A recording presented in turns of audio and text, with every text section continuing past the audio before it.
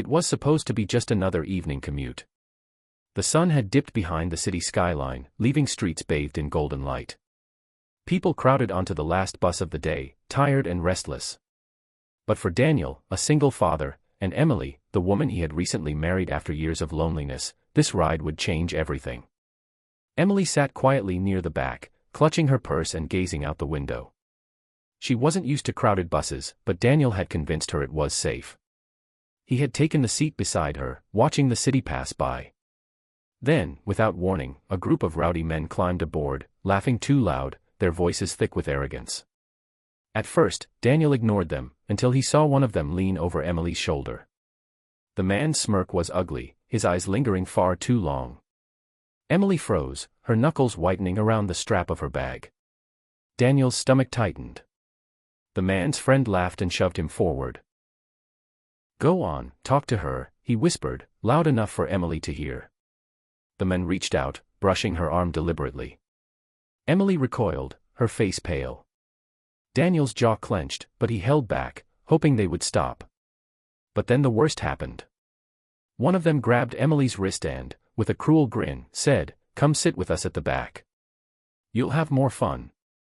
Emily yanked her hand away, but the man stood, blocking her in.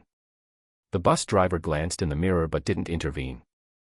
People looked away, pretending not to see. That's when Daniel stood up, slowly, deliberately. "Touch my wife again," he said, his voice low and controlled, "and you'll regret it."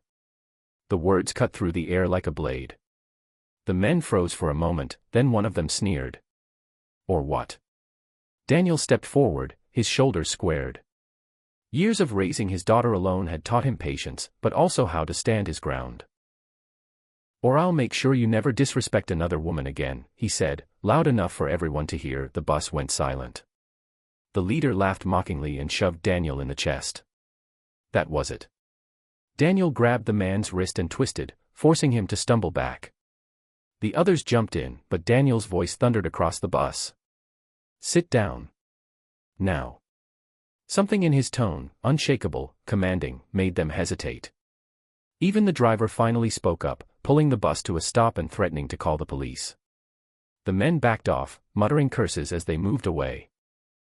Emily's hands trembled, but Daniel reached for her, his voice softening. "You're safe now."